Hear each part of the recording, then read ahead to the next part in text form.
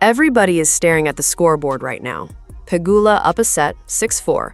And if that is all you saw, you would assume this final was already slipping away from Eala. But I need you to understand something. That scoreboard is the least important detail of what happened in Washington this weekend. Because between that first set and the moment these two women walked back onto that court, something shifted.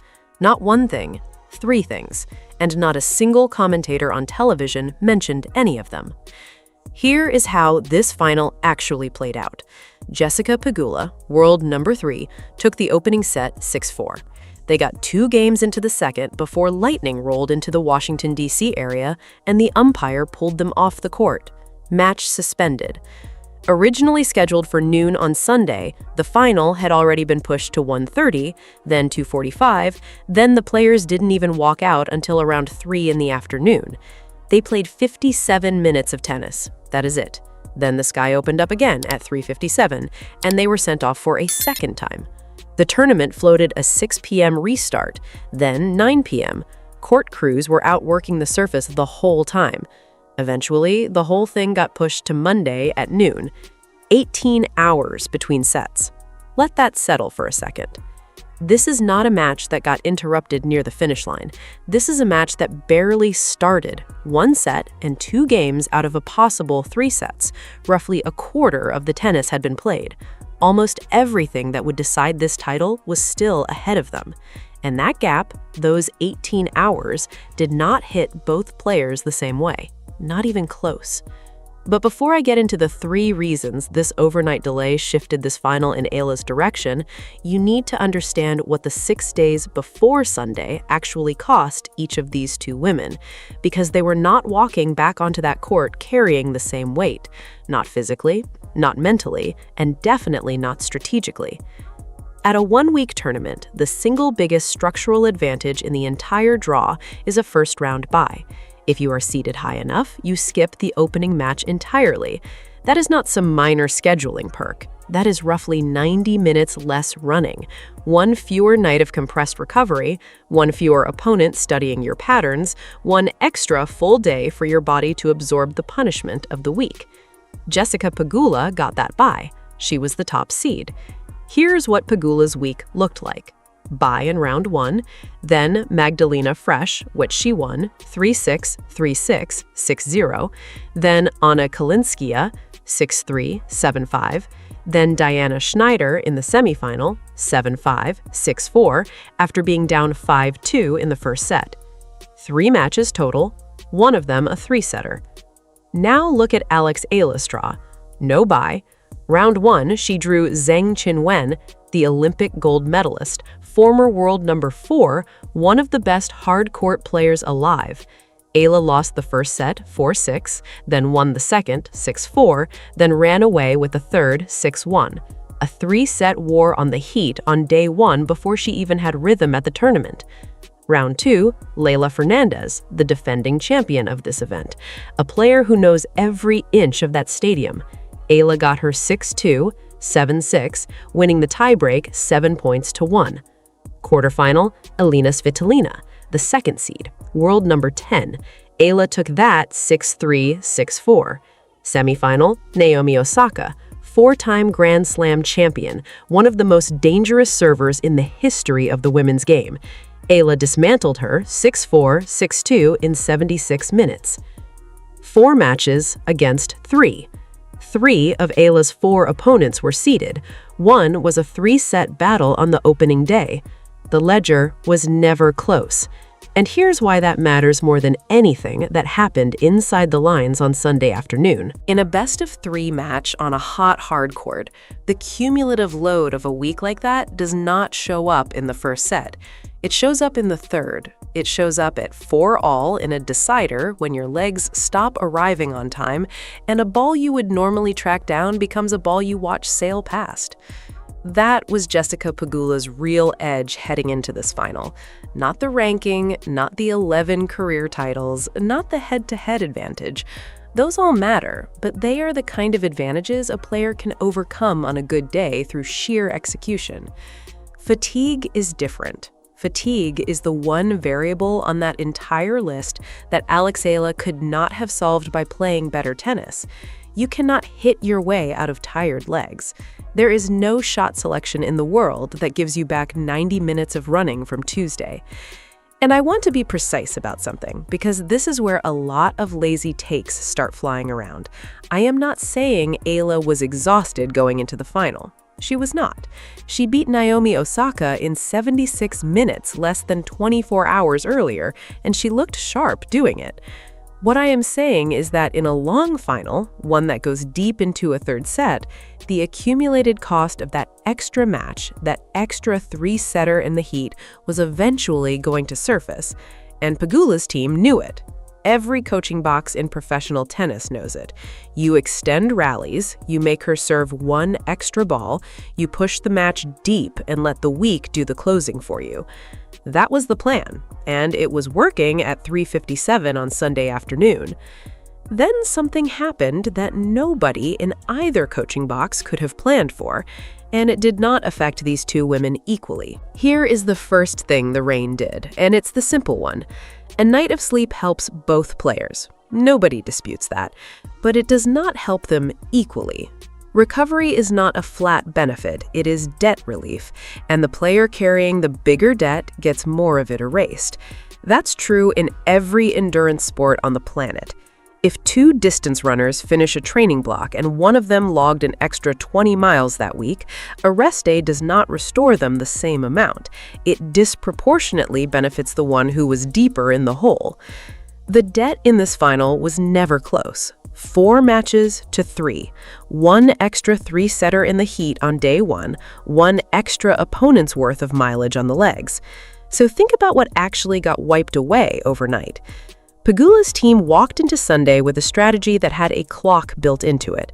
Extend rallies, make her chase one more ball, take this into a third set, and let 7 days of accumulated wear do the work for you.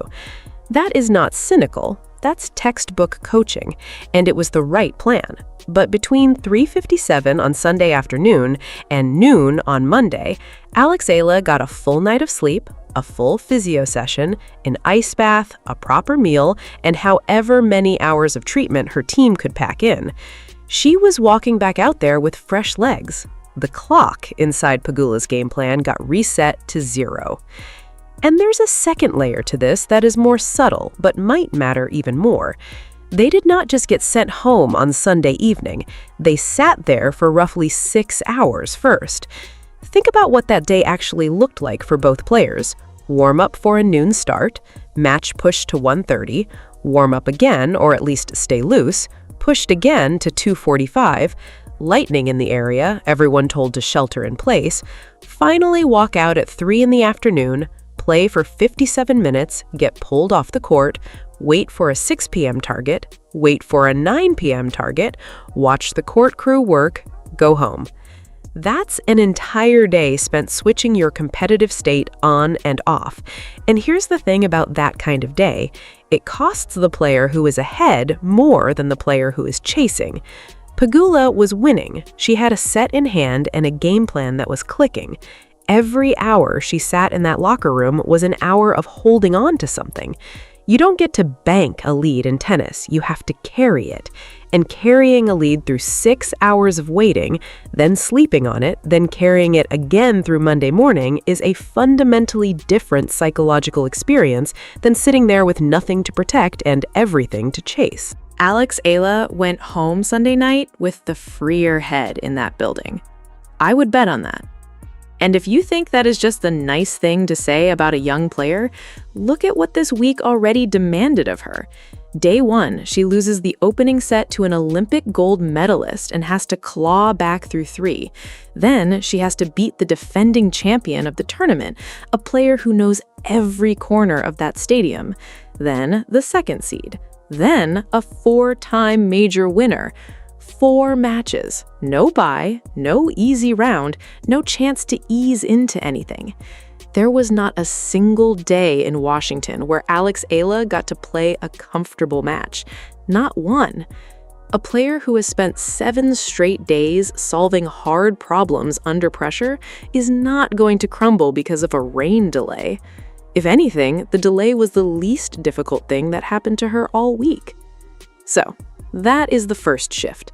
The fitness gap that was Pegula's most reliable structural advantage got mostly deleted overnight, and the 6-hour wait probably cost the woman with the lead more than the woman without it.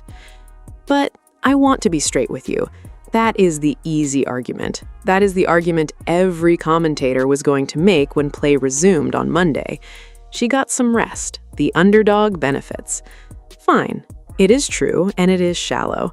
If that were all I had, this would not be worth your time, because legs are the obvious part. The second thing the rain did is far more specific to Eala. It has nothing to do with fitness, it has everything to do with the exact way she wins tennis matches. And I had not heard a single person say it out loud. A cold restart punishes rhythm players and rewards disruptors. That's the whole idea. And once you see it, you cannot unsee it.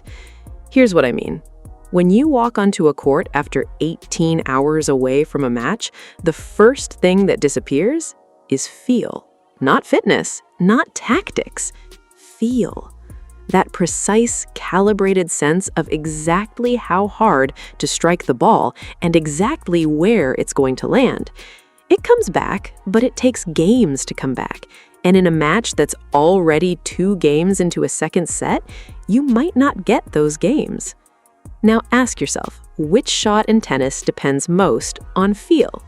The serve. The serve is the single most rhythm-dependent stroke in the sport. It's the only shot you control every variable, which sounds like an advantage but is actually a burden. There's nothing external to react to. The toss has to be identical every time. The timing has to be identical. Players hit hundreds of practice serves in warm-up for exactly this reason. When a server is cold, the first serve percentage drops. The second serve sits up shorter. The double faults start arriving. It's predictable and it's universal. Now ask which shot in tennis depends the least on feel. The return. The return is pure reaction. You're reading a toss, reading a shoulder turn, picking a direction, and getting the racket head there. It's instinct and positioning. You can do that cold. You can walk out of a locker room after a full night of sleep and read a serve just fine, because you're not manufacturing anything. You're responding. Now put Eala into that framework. In the quarterfinal against Elina Svitolina, Eala won 24 return points. Svitolina won 13. That's not a player who wins by holding serve and waiting. That's a player who wins by attacking yours. Her entire method this week was about making the opponent's service game the most uncomfortable place on the court.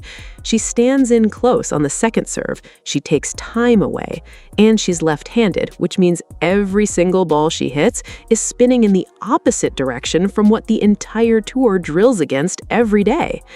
Eala is not a rhythm player. She's a disruptor. And that means the cold restart, the thing everyone assumes is a neutral event, is not neutral at all. It degrades the skill she needs least and barely touches the skill she needs most. Think about 2 fighters who get stopped in the middle of a round. The one leading on the cards because he's been landing precise, clean shots from distance needs time to find his range again. The one who wins by crowding you, pressuring you, making the fight ugly, that fighter can start the second the bell rings. Pressure doesn't need a warm-up. Now here is the part I really need you to hear, because it changes how you read the scoreboard. Set 1 was finished. Pegula won it, 6-4. She keeps that. Nobody is taking it away. But set 1 is also over. It has no influence on the next ball that gets struck. It just sits on the board as a number, and that is all it does. The only set that was still alive was the second one, and in the only set that was still alive when play got suspended, Eala was ahead, 2 games to 1. When those 2 women walked back out onto Stadium Court at noon on Monday, the player leading the live set was Alexandra Eala. That is not spin. That is just what the scoreboard says if you read the part of it that still matters. And there's one more layer to this cold restart idea that works specifically against Pegula. For 57 minutes on Sunday, Jessica Pegula was solving Alex Eala in real time.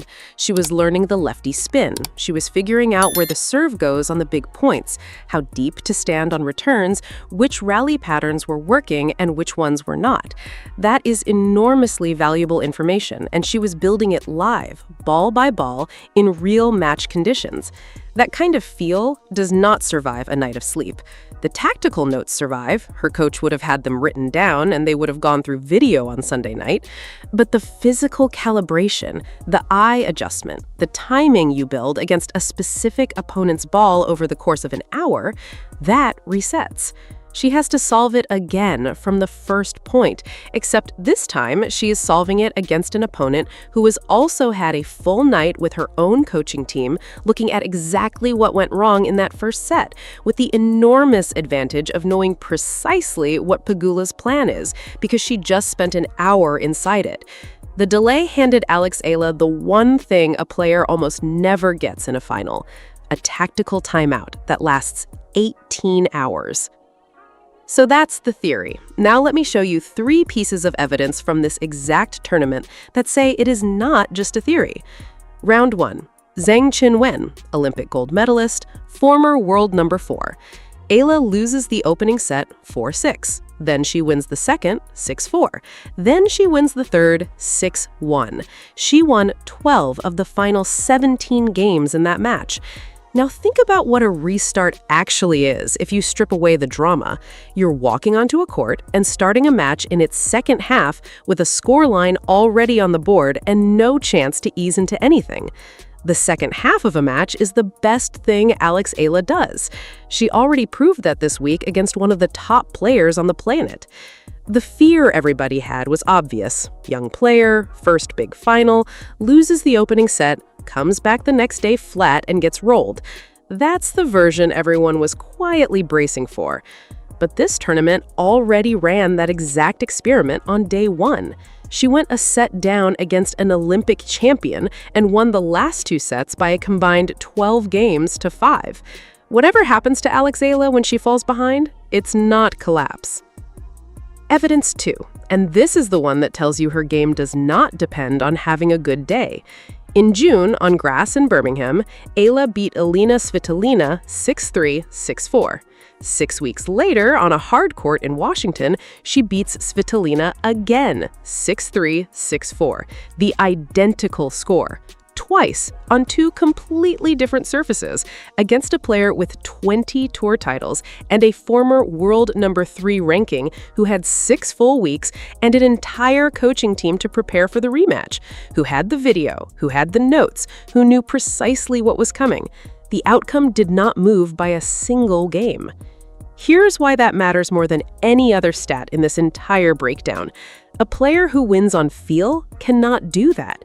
Feel changes surface to surface, week to week, sometimes hour to hour.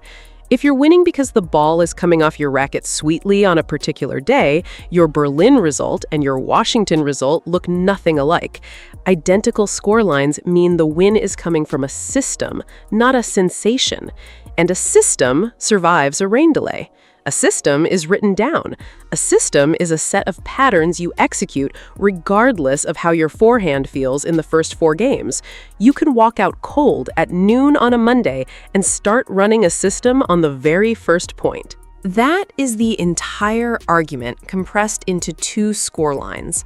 Evidence 3, look at the full list of who she beat this week and how. Zhang Qinwen, 4-6, 6-4, 6-1. Leylah Fernandez, the defending champion, 6-2, 7-6, she won the tiebreak 7 points to 1. Elina Svitolina, 6-3, 6-4. Naomi Osaka, 6-4, 6-2. Now, zoom in on the Osaka match because it is the cleanest example of the disruptor idea. Naomi Osaka built 4 Grand Slam titles on her serve. When Osaka is playing poorly, she holds serve anyway and waits for the storm to pass. That has been her escape hatch for her entire career. 4-all in the first set, Osaka serving, broken. First game of the second set, Osaka serving, Double fault, broken again. 76 minutes, 6-4, 6-2. A rhythm player at the highest level of the sport taken apart by a returner in just over an hour. That is not a fluke result. That is the matchup working exactly the way the theory says it should. Now let me give you the piece that nobody had mentioned, and I looked everywhere. The crowd. This match resumed at noon on a Monday. That is a work day in Washington, D.C. A significant portion of a normal Sunday afternoon final crowd, local casual fans, families who bought weekend tickets, people who planned a nice afternoon out, simply could not be there. They were at their desks, they were in meetings, they were stuck in traffic on the Beltway. But the Filipino community that traveled to this tournament did not fly to Washington for a casual weekend. They came for Alex Eala. They were not going home because it rained. Those are the people who rearranged a Monday to be in that stadium. Those are the people who took a personal day, called in a favor, or just did not show up to the office. Rock Creek Park had been the loudest venue on the WTA Tour all week. The American press started calling it Eala Mania from her very first match. Naomi Osaka, a player who has competed in front of every type of crowd on Earth, said after losing to Eala that she did not think tennis could sound like that. She compared it to something louder than a basketball game. Pegula herself said it was confusing playing an American tournament and being the visitor.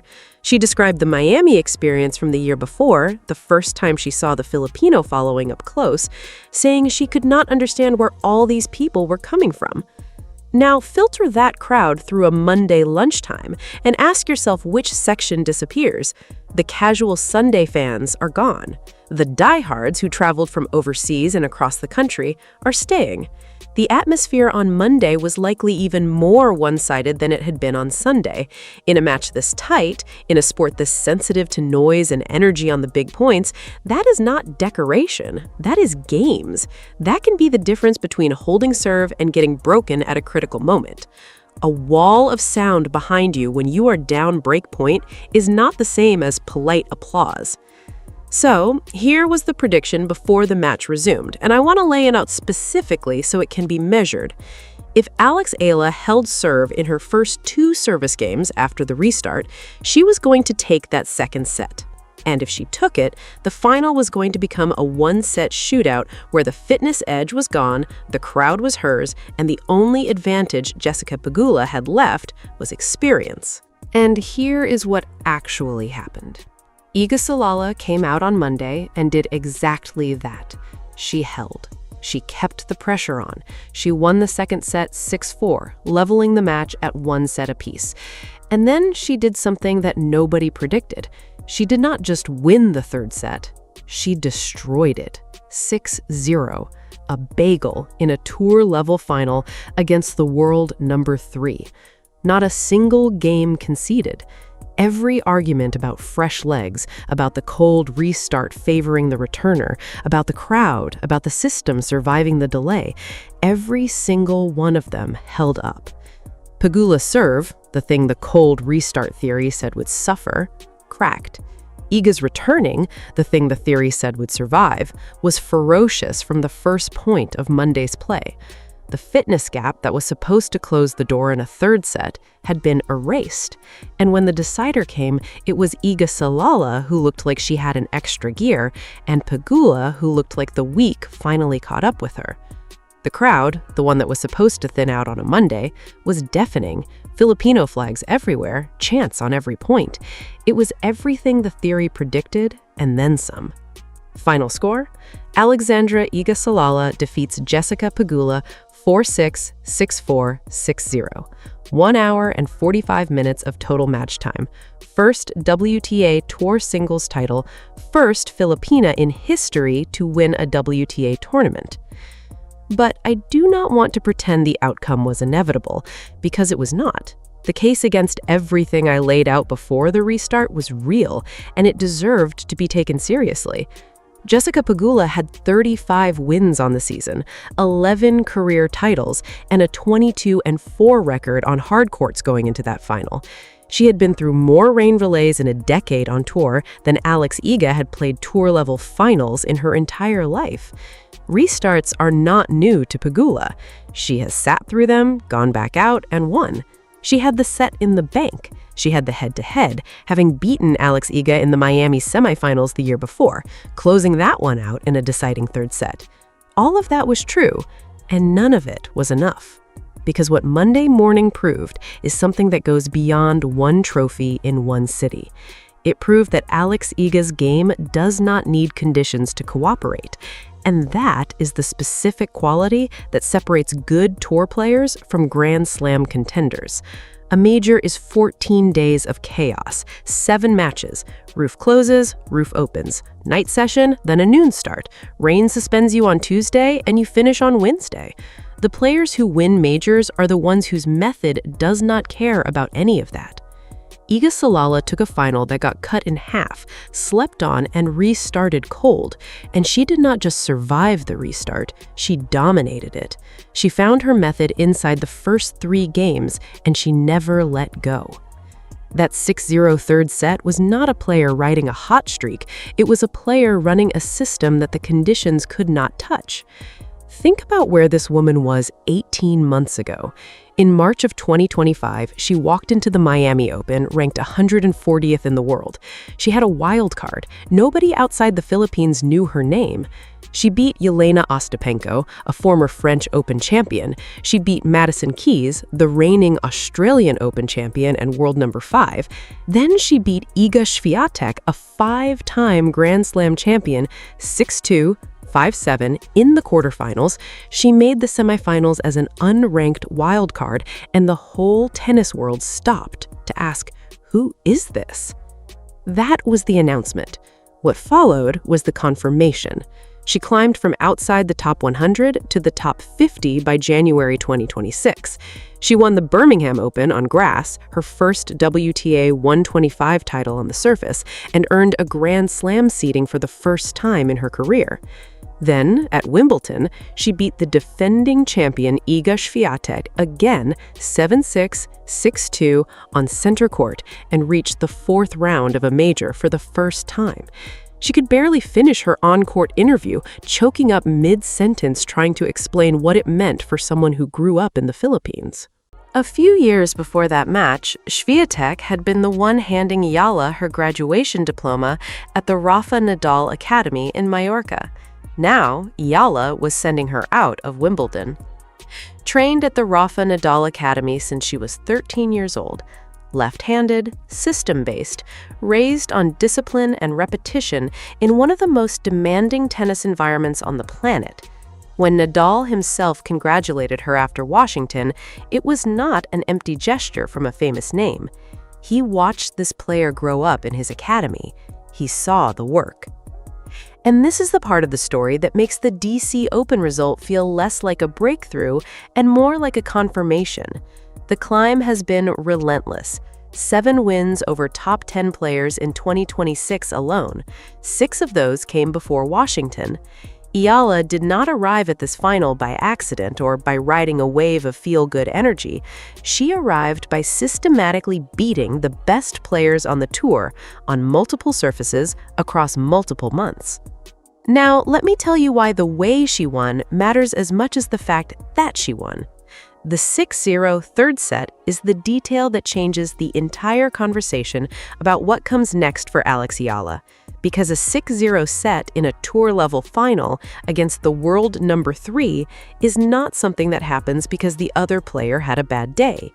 It happens because one player was operating at a level the other could not reach. Pegula did not tank that set. She did not stop trying. She got dismantled. Every service game was a battle she lost. Every return game was a battle she never had a chance to fight. Eala won 84% of her first serve points in the match. That is an elite number at any level, and she did it without a single ace. 0 aces in the entire match. That means she was not overpowering Pegula with raw speed on the serve. She was constructing points, placing the ball, and winning on intelligence and positioning. When you win 84% of first serve points without a single ace, you are doing it with precision. That is a system at work. She converted 5 of 9 breakpoint opportunities. She broke Pegula's serve 5 times. In the third set, Pegula faced breakpoint after breakpoint and could not find an answer. The lefty spin that she had been adjusting to all through Sunday was back to being unsolvable on Monday. 18 hours of sleep had wiped the calibration clean, and Pegula was starting from scratch against a player who did not need to recalibrate anything. The US Open is a few weeks away, and if you are someone who follows tennis seriously, you are already circling Alex Eala's name in the draw. Not because she won in Washington, although that matters, because of how she won. The rain delay was not some freak occurrence that gifted her a title she wouldn't have earned otherwise. It was a stress test. It tested whether her game could survive a disruption that would derail most players.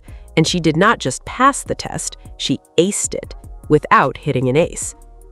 Flushing Meadows is 2 weeks of exactly this kind of chaos.